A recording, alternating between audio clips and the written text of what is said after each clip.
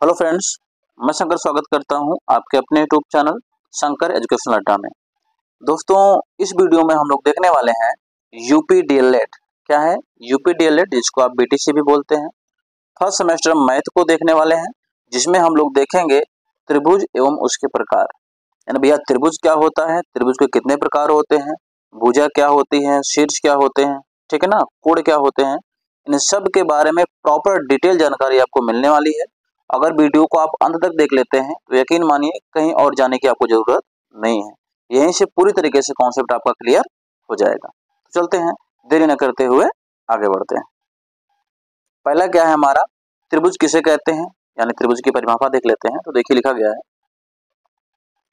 तीन भुजाओं से बनी एक बंद आकृति को क्या बोलते हैं, त्रिभुज। तीन भुजाओं से बनी बंद आकृति को क्या कहते हैं, त्रिभुज कहते हैं। बस इतना लिखना आपको। आगे क्या है, त्रिभुज में तीन भुजाएं, तीन कोण और तीन ही शीर्ष होते हैं। यानी भैया जो त्रिभुज है उसमें तीन भुजाएं होती हैं, तीन कोण होते हैं और तीन शीर्ष होते हैं। ठीक है ना, आई होप इतना आपको क्लियर हो गया होगा। त्रिभुज सबसे कम भुजाओं से बनने वाली एक बंद आकृति यानी बहुभुज। कहने का मतलब त्रिभुज एक ऐसा बहुभुज है जिसमें सबसे कम जो है भुजाएं होती हैं। ठीक है, आई होप इतना आपको क्लियर हो गया होगा।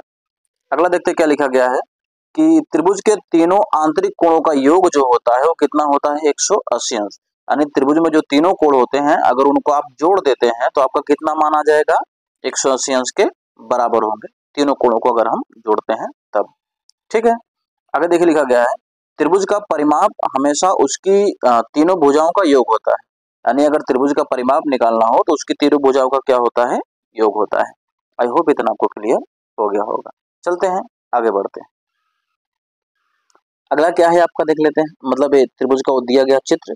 देखिए ये आपका त्रिभुज है, तीन भुजाओं से घिरी हुई बंद आकृति है। ठीक है ना, इसमें जो ए वाली रेखाएं हैं इनको आप क्या कहेंगे, भुजा कहेंगे।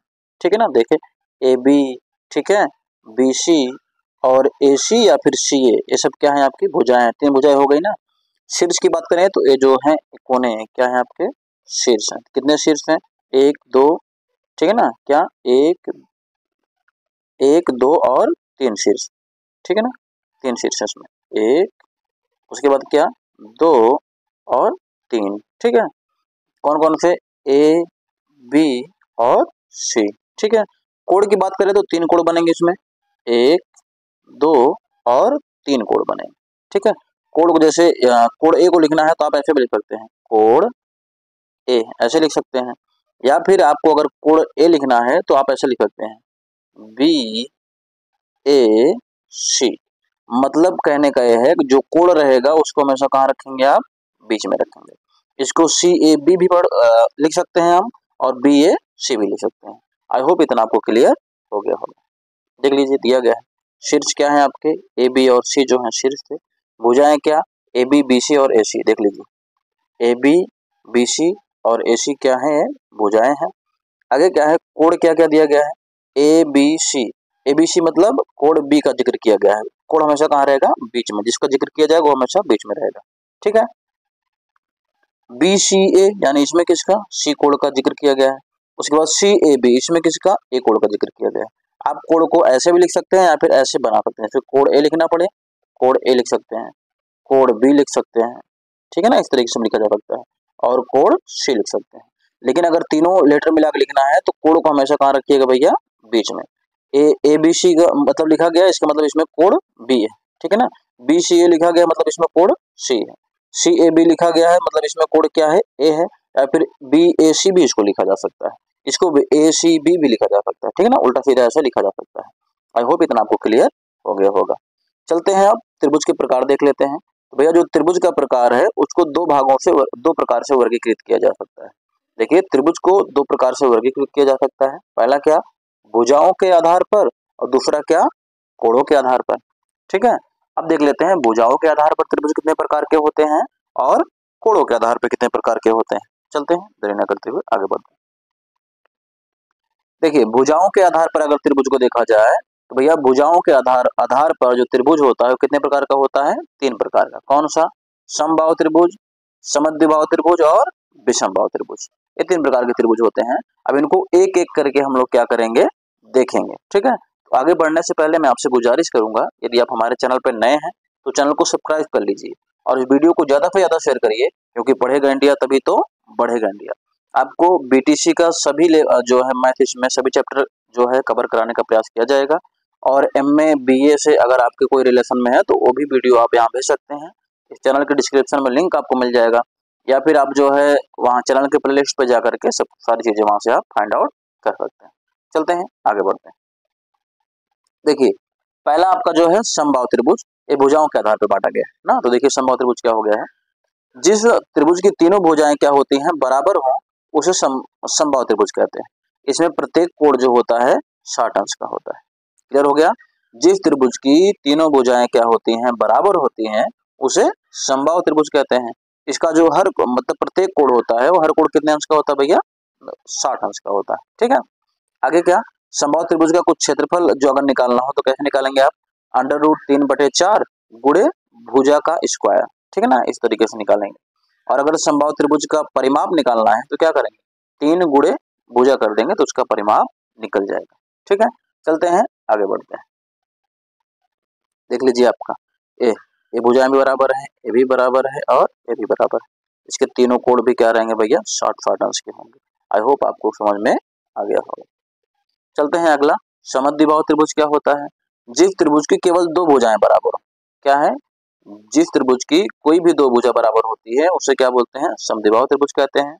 और इसकी बराबर भुजाओं के सामने वाले दोनों कोण आपस में क्या होते हैं, बराबर होते हैं। आई होप क्लियर हो गया होगा। मतलब जिस त्रिभुज की दोनों 2 भुजाएं बराबर हो उसे क्या बोलते हैं, समद्विबाहु त्रिभुज कहते हैं। और दोनों भुजाओं के जो बराबर भुजाएं हैं उसके सामने वाले कोण भी क्या होते हैं भैया, बराबर होते हैं। चलिए देख लीजिए, ये आपका देखिए ये दोनों भुजाएं क्या हैं, बराबर हैं, और इसके कोण भी क्या होंगे, बराबर होंगे। चलते हैं आगे बढ़ते हैं। अगला क्या, विषमबाहु त्रिभुज। विषमबाहु त्रिभुज क्या होता है, जिस त्रिभुज की तीनों भुजाएं असमान होती है, मतलब कोई भी भुजा क्या होती है, बराबर नहीं होती है, सब भुजाओं की लंबाई जो होती है अलग अलग होती है, उसे विषमबाहु त्रिभुज कहते हैं। इसके तीनों कोण जो होते हैं भैया वो अलग अलग होते हैं। ठीक है ना, आई होप इतना आपको समझ में आ गया होगा। अब चलते हैं, देखते हैं हम कोणों के आधार पर त्रिभुज। ठीक है, तो देखिए भैया ये आपका विषमबाहु त्रिभुज का जो चित्र दिया गया है ना, ये विषमबाहु त्रिभुज है, ये देख लीजिए आप। ठीक है, ये विषमबाहु त्रिभुज। चलते हैं आगे बढ़ते हैं। अब हम कोण के आधार पर त्रिभुज का प्रकार देख लेते हैं। तो कोणों के आधार पर जो त्रिभुज का प्रकार होता है वो भी भैया 3 प्रकार से ही बांटा जाता है ना। कोणों के आधार पर जो त्रिभुज होते हैं कितने प्रकार के होते हैं, 3 प्रकार के। कौन सा, न्यून कोण त्रिभुज, समकोण त्रिभुज और अधिक कोण त्रिभुज। चलते हैं देखते हैं एक एक के बारे में। ठीक है, पहला क्या है, न्यून कोण त्रिभुज। ध्यान से देखिएगा कि जिस त्रिभुज का प्रत्येक आंतरिक कोण जो है 90 अंश से कम होता है उसे क्या कहते हैं, न्यून कोण त्रिभुज कहते हैं। किसी भी त्रिभुज में जिसमें जो उसका हर मतलब प्रत्येक आंतरिक कोण जो होगा 90 अंश से कम होगा उसे क्या बोलेंगे, न्यून कोण कहेंगे। ये देख लीजिए 90 अंश से कम है यानी 60 अंश का है, और जरूर नहीं 60 अंश का हो। ठीक है ना, कम ज्यादा भी हो सकते हैं लेकिन 90 अंश से ज्यादा नहीं होना चाहिए कोई भी कोण। ठीक है ना, तीनों में से कोई भी 90 अंश का नहीं होना चाहिए, 90 अंश से ज्यादा। चलिए आगे क्या, समकोण क्या होता है।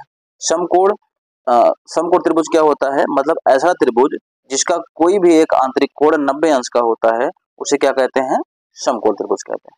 ठीक है ना, क्या, जिस त्रिभुज का कोई एक आंतरिक कोण 90 अंश का यानी समकोण होता है उसे क्या बोलते हैं, समकोण त्रिभुज कहते हैं। देख लेते हैं समकोण त्रिभुज। समकोण त्रिभुज में ए वाली भुजा आपकी क्या होती है, लंब, ए वाली भुजा आपकी क्या होती है, आधार, जो सबसे बड़ी भुजा होती है उसको क्या बोलते हैं, कर्ण बोलते हैं। आई होप इतना आपको क्लियर हो गया हो। अगला क्या है, अधिक कोण क्या होता है, जिस त्रिभुज का कोई एक आंतरिक कोण जो होता है 90 अंश से अधिक होता है उसे अधिक कोण त्रिभुज कहते हैं। आई होप इतना आपको क्लियर हो गया होगा। चित्र देख लेते हैं भैया, ये आपका अधिक कोण है। ठीक है ना, एक कोण आपका 90 अंश से अधिक है। आई होप इतना आपको क्लियर हो गया होगा। मैं आपसे फिर से एक बार गुजारिश करूंगा, यदि आपको वीडियो पसंद आई है तो लोगों तक जिनको जरूरत है उन तक जरूर पहुंचाएं इस वीडियो को, और लाइक जरूर करिएगा अगर वीडियो पसंद आई। इस वीडियो को शेयर करिए ज़्यादा से ज़्यादा, क्योंकि पढ़ेगा इंडिया तभी तो बढ़ेगा इंडिया। मिलते हैं आपसे अगली वीडियो में।